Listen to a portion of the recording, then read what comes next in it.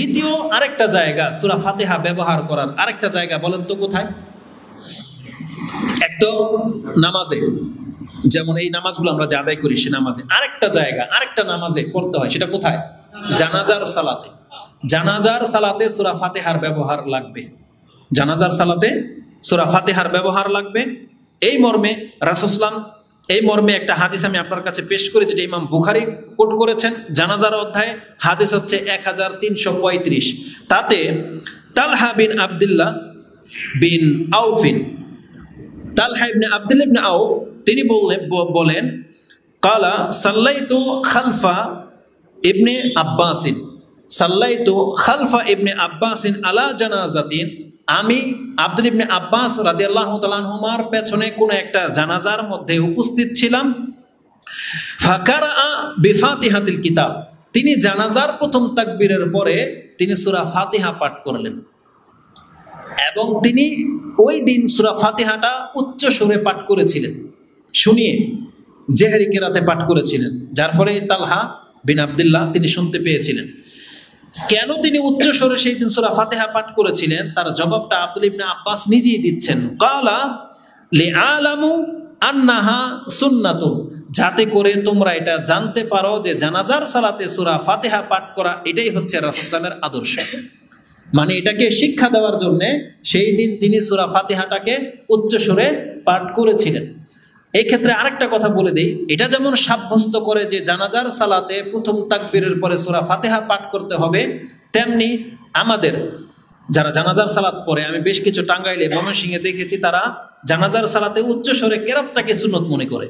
মূলত আমরা দেখতে পাচ্ছি যে না, এমনটা না, বরং জানাজার সালাতে উচ্চ স্বরে পড়াটা জায়েজ, আপনি পারবেন পড়তে, কোনো বাধা নাই, কিন্তু এটা কখনো কখনো করা উচিত। মূলত সুন্নাত চুপে সরেই পড়া, এটাই হচ্ছে সুন্নাহ। বা এতটা আওয়াজে যে আপনার আশেপাশে শুধু শুনতে পাচ্ছে, এতটা, যেমন রাসূল সাল্লাল্লাহু আলাইহি ওয়াসাল্লামের জানাজার সালাতের দোয়া, একটা দোয়া আছে এক সাহাবীর জন্য, যখন রাসূল সাল্লাল্লাহু আলাইহি ওয়াসাল্লাম করতেছিলেন তখন আরেক সাহাবী বলতেছেন, যদি এই মৃত ব্যক্তিটা আমি হইতাম, যার জন্য বলা হয়েছিল যে আল্লাহুম্মা আবদিল দারান খায়রাম মিন দারিহি ওয়া যাওজান খায়রাম মিন যাওজিহি, ওই দোয়ার ক্ষেত্রে তখন বলেছিলেন আল্লাহ যদি এই দোয়াটা রাসূল আমার জন্য করতো, তার মানে তাহলে ওইটাও রাসূল উচ্চ স্বরে পাঠ করেছিলেন। তবে আরব কোন শেখেরা উচ্চ স্বরে বলাটাকে সুন্নত বলেন না, বরং সূরা ফাতিহা পাঠ করতে হবে, দোয়া করতে হবে, এগুলো সব ঠিক আছে। তবে এটা সিররি কেরাতে মানে চুপে সারে পড়া, এটাকে তারা বেশি সুন্নাহ মনে করে, সুন্নতের কাছাকাছি। তবে কেউ যদি উচ্চ স্বরে পড়তে পারে, তবে এটাই মানে বেশি সুন্নতের কাছাকাছি না, তবে চুপে স্বরে পড়া এটা বেশি সুন্নতের কাছাকাছি। আলা কুল্লি হাল, আপনি আস্তে পড়েন আর জোরে পড়েন, আপনার সমাজ যেভাবে বোঝে, যেভাবে প্রশান্তি হয় সেভাবে পড়বেন। কিন্তু আমাদের দলিল দেওয়ার প্রয়োজন ছিল যে সূরা ফাতিহা পাঠ করতে হয় জানাজার সালাতে, বাংলার সমাজে করে না। এজন্য এখানে যারা আসছেন এই হাদিস আপনাকে শোনাইলাম, আবার নিয়ে নেন। হাদিস বুখারীতে 1335 রয়েছে, এছাড়াও আরো একাধিক হাদিস আছে জানাজার সালাতে সূরা ফাতিহা পাঠ করা। তাহলে আমরা দুইটা জায়গা পেলাম, এক হচ্ছে যে কোনো নামাজে, আবার হচ্ছে জানাজার সালাতে। তৃতীয় আরেকটা জায়গা আছে যেখানে সূরা ফাতিহা বিশেষভাবে ব্যবহার করতে হবে, আর এটা আমাদের বর্তমানে অনেক বেশি প্রয়োজন। সেটা হলো জারফুকের ক্ষেত্রে। জারফুকের ক্ষেত্রে সূরা ফাতিহার ব্যবহার অত্যন্ত গুরুত্বপূর্ণ, এবং এই ক্ষেত্রে জেনে নেন দুই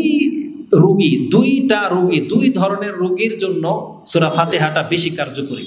দুই ধরনের রোগীর জন্য, এক জিনে ধরা রোগী, দুই বিষ লেগে যাওয়া, মানে যাকে সাপে কেটেছে, বিচ্ছু কেটেছে, যে কোনো বিষ, কেউ বিষ পান করে ফেলেছে, বিষ কাউকে দিয়ে দেওয়া হয়েছে, বিষ জনিত এবং জিনে ধরা, যেমন ধরেন জিনে ধরেছে, কুফরি করেছে, এই ধরনের মৃগী ব্যারাম যেটা কয় না যে মৃগী রোগ, আসলে মৃগী রোগগুলা অধিকাংশ হচ্ছে জিনের আক্রমণ। পাকিস্তানের একজন রাকিন মানে যিনি জারফুক করেন, তিনি তার অভিজ্ঞতার কথা বলতেছেন যে 100 জন মৃগী রোগীকে আমি চিকিৎসা করে দেখেছি, তার মধ্যে 90 জন হচ্ছে জিনে আক্রান্ত ব্যক্তি। মানে অধিকাংশ মৃগী রোগীগুলা সাধারণত জিন শয়তান দ্বারা আক্রান্ত। মৃগী রোগ খুব অল্প মানুষের হয়ে থাকে, যেটা রক্তের রোগ, এদের সংখ্যা খুব কম। তিনি বলেছেন 1% অথবা 10%, বাকি 90% জিন সংক্রান্ত রোগী যাদেরকে জিনে অ্যাটাক করেছে। এই জন্য দেখবেন মৃগী ব্যারাম যাদের হয় তাদের গলার মধ্যে একটা চামড়ার একটা টুকরা লটকিয়ে দিয়ে রাখে, জুতার চামড়ার একটা টুকরা লটকিয়ে দিয়ে রাখে, এটা একটা তাবিজ, এটা জায়েজ নাই। ওই তাবিজ এইটা সঙ্গালে নাকি সে ভালো হয়ে যায়, তার মানে এই ব্যক্তিকে জিনে ধরছে। একে যদি এখন সূরা ফাতিহা দিয়ে ঝাড়ফুঁক করা যায়, তাহলে হাদিস প্রমাণ করে যে এই ব্যক্তি সুস্থ হতে পারে। তা আমি সেই হাদিসগুলো আপনার কাছে এখন বলবো যে ঝাড়ফুঁকের ক্ষেত্রে সূরা ফাতিহা অত্যন্ত গুরুত্বপূর্ণ। তবে এই মর্মে একটা হাদিস রয়েছে যে সূরা ফাতিহা সম্পর্কে বলা হয়েছে সূরা ফাতিহা সব রোগের ঔষধ। এ হাদিস সহিহ নয়। প্রথম হাদিসটা নিয়ে নেন। হাদিসটা কোট করেছেন শুআবুল ঈমান, ইমাম বাইহাকি তার শুআবুল ঈমানে এনেছেন, এবং সুনানুদ দারিমি, ইমাম দারিমি তার কিতাবে 3413 এবং শুআবুল ঈমানে 2154, মিশকাতেও হাদিসটি রয়েছে 2170। এই হাদিসের মধ্যে কি বলা হয়েছে যে আব্দুল মালিক বিন উমায়ের মুরসাল, এটা তার মুরসাল হাদিস, কারণ এই ব্যক্তি সাহাবী না। এই যে আব্দুল মালিক ইবনু উমায়ের, এই ব্যক্তি সাহাবী না, কিন্তু তিনি কার কাছ থেকে শুনছেন এখানে কারো কথা নাই, তিনি ডাইরেক্ট বলতেছেন কালা কালা রাসূলুল্লাহ সাল্লাল্লাহু আলাইহি সাল্লাম, অথচ তিনি কিন্তু সাহাবী না। তাহলে তিনি যে কোন সাহাবীর কাছ থেকে শুনেছেন অথবা কোন তাবির কাছ থেকে শুনেছেন কিনা এটা গ্যাপ থাকার কারণে এই হাদিসকে বলা হয় মুরসাল। এটা গ্রহণযোগ্য হাদিস নয়, কারণ এটা রাসূলুল্লাহ থেকে প্রমাণিত হচ্ছে না। তো হাদিসের ভাষাটা কি? ফি ফাতিহাতিল কিতাব শিফাউন মিন কুল্লি দা। ফাতিহাতুল কিতাব শিফাউন মিন কুল্লি দা। বলা হয়েছে যে রাসূলুল্লাহ বলেছেন সূরা ফাতিহার মধ্যে সব রোগের ঔষধ আছে, কিন্তু হাদিস সহিহ নয়। তার মানে এটা রাসূলুল্লাহ বলেননি।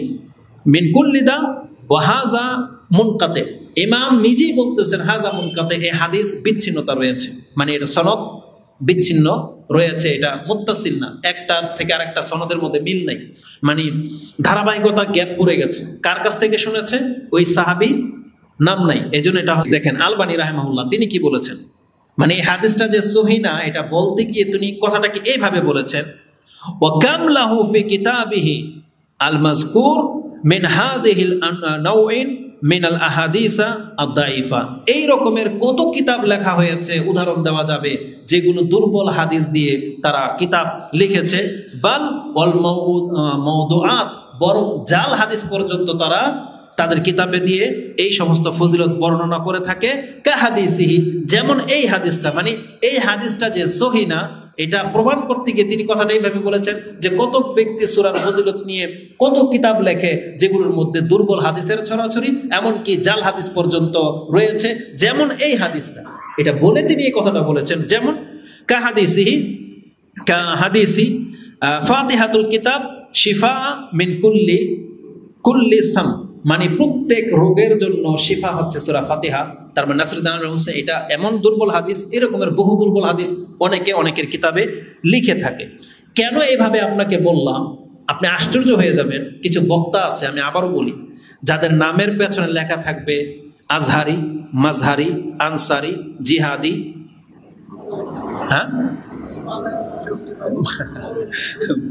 মাজারে, এই মানে মাজার বক্ত, এই মাজারি না, মাজহারি মানে হচ্ছে মাজহারি মানে একটা, আচ্ছা যাই হোক, আজহারি তো ওই মিশরের যেই জামে আজহার আছে সেটাকে, তা আবার বলা মাজহারি, আজহারি, মাজহারি, আনসারি, জিহাদি, এই ধরনের নাম যাদের শেষে আছে দেখবেন তারাই সাধারণত হাদিস সহিহ না জয়ীফ এটা তোয়াক্কা করে না, হাদিস আছে বলে দেয়।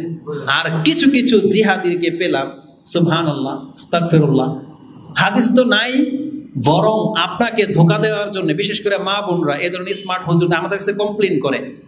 কেউ তো বলে আমি হাসি না কেন, আবার কেউ বলে যে এই ধরনের হুজুরদের পেছনে কত মহিলা যে ফিতনায় পড়ে গেছে। এক ব্যক্তি বলতেছে সূরা কাউসার সম্পর্কে, কেউ যদি সম্ভবত এইভাবে মোট করে যদি সূরা কাউসার 7 বার 9 বার বা কতবার জন্য রাত্রে ওযু করে যদি পাঠ করে, যার নাম নিয়ে পাঠ করবে তাকে বশ করে ফেলতে পারবে। কোনো দলিল নাই। গত 2 দিন আগে আরেকজন ব্যক্তি যে বলছেন জিহাদি আনসারি, জিহাদি এক হুজুর, মানে পাগড়ি টাগড়ি, খুব গেট আপ তো চমৎকার, ভাষা তো আমাদের চাইতে অনেক সুমধুর না, তাদের স্মার্টনেস আছে, ইংলিশও বলে। সে বলতেছে এটাও ঠিক এইভাবে, এরকম বা কিছু বলছে, কেউ যদি কোন শত্রুর বিপক্ষে 3 বার ইযা জাআ নাসরুল্লাহি ওয়াল ফাত এটা পাঠ করে সে বিজয় লাভ করবে। তাহলে এই হুজুরকে এখন এই সূরা দিয়ে ফিলিস্তিন পাঠিয়ে দেওয়া উচিত। কারণ এরা জাতিকে এত অধপতনের দিকে ঠেলে দিয়েছে, এত অধপতনের দিকে ঠেলে দিয়েছে, মাঝে মাঝে আমাদের কাছে এমন এমন হাদিস পেশ করা হয় যাচাই করার জন্য যে দেখেন তো এটা কি ঠিক কিনা। যে কোনো হাদিস খুঁজে দেখি সুবহানাল্লাহ স্পষ্ট লেখা আছে হাদিস দুর্বল, কিন্তু তারা মানুষকে এটা জানায় না। তাদের ভিডিও, বক্তব্য, লাইক, শেয়ার, কমেন্ট পাওয়ার জন্য তারা এই হাদিসগুলোকে চাকচিক্য, যেগুলোতে বেশি, এই যে যেমন কথাটা বলছে কি যে কেউ যদি সূরা কাউসার না কাউসার এইভাবে পাঠ করে, তাহলে আপনি যাকে উদ্দেশ্য করলেন তাকে বশ করে ফেলতে পারবেন। আপনি বলেন তো দেখি, অধিকাংশ মানুষ তো এটাই এখন শুরু করেছে, তাই না? তারপর বলতেছে স্ত্রী স্বামীকে বশ করে ফেলতে পারবে, স্বামীও স্ত্রীকে এরকম বশ করে ফেলতে পারবে যদি এই কাউসার পাঠ করা হয়। তো মানুষকে এরা ধ্বংসের দিকে ঠেলে দিয়েছে। কিন্তু আমরা আপনাদেরকে ওগুলো দিতে পারি না, কারণ যখন আমি বললাম আমার কাছে যখনই কোনো হাদিস জয়ীফ আসে লেখা দেখতে পাই, ওটা আমি আপনার কাছে বর্ণনা করি না। কারণ হাদিস সহিহ আছে অনেক, যেগুলোর উপর আমল করলে আপনার লাইফ চমৎকার হয়ে যাবে, দুর্বলের দিকে আপনার যাওয়ার কোনো দরকারই পড়বে না। তাহলে এবার আসুন, তাহলে এই হাদিস সহিহ না যে সূরা ফাতিহা সব রোগের ওষুধ না, এটা সহিহ না। তো কি ওষুধ কোন ক্ষেত্রে কাজে লাগবে সেটা আপনি জেনে নেন। সবচেয়ে গুরুত্বপূর্ণ দুইটা জায়গা বলেছি, এক বিষ লেগে গেলে আর জিনে ধরলে, এই দুইটা হাদিস আপনি নিয়ে নেন। যদিও সময় আমি ভাবছিলাম যে 7:30 পর্যন্ত আমি শেষ করে দেবো, কিন্তু আমার সূরা ফাতিহায় শেষ হয় নাই, তার মানে আমাকে 8:15 পর্যন্ত বলতেই হবে। হাদিস বুখারীতে আছে, বুখারীতে আছে হাদিস তিব্বে নববী 76 নম্বর অধ্যায়, হাদিস হচ্ছে 5749, 5749। এই হাদিস আপনারা জানেন, জাস্ট আমি স্মরণ করিয়ে দিই। আনাবি সাঈদিন আন্না রাহতান মিন আসহাবি রাসূলিল্লাহি সাল্লাল্লাহু আলাইহি সাল্লাম, রাসূল সাল্লামের সাহাবীদের কোন একটা দল একটা অভিযানে গিয়েছিলেন। তারপর একটা কওমের কাছে গিয়েছেন, সেই কওমের কাছে বলেছেন আমাদেরকে মেহমানদারিত্ব করেন, কিছু খাদ্য দেন। ওই কওম তাদেরকে খাদ্য দেয়নি। ঘটনাক্রমে ওই দিনই, ওই রাতেই তাদের কওমের লিডারকে বিচ্ছুতে কামড় দেয় বা সাপে কামড় দেয়, এবং সাথে সাথে সে বেহুশ হয়ে যায়, মরে যাওয়ার উপক্রম ঘটেছে। এই লোকগুলা তখন সাহাবীদেরকে খোঁজ করেছেন, তারা বুঝতে পেরেছিলেন এরা সৎ লোক। এক বর্ণনায় তো আরো চমৎকার কথা আছে যেটা পরের হাদিসে আসবে। তো এই ঘটনায় যেটা ঘটেছে, তাদের কাছে গিয়ে বলেছেন যে আপনাদের কাছে কোনো রাকি জারফুককারী আছে কিনা, আমাদের সর্দারকে বিচ্ছুতে কেটেছে বা সাপে দংশন করেছে, তাকে জারফুক করার জন্য। তখন এই সাহাবী রাগে বলেছে হ্যাঁ আমি আছি, আমি জারফুক করে দেব, তবে শর্ত হচ্ছে আমরা যতজন আছি ততটা বকরি দিতে হবে।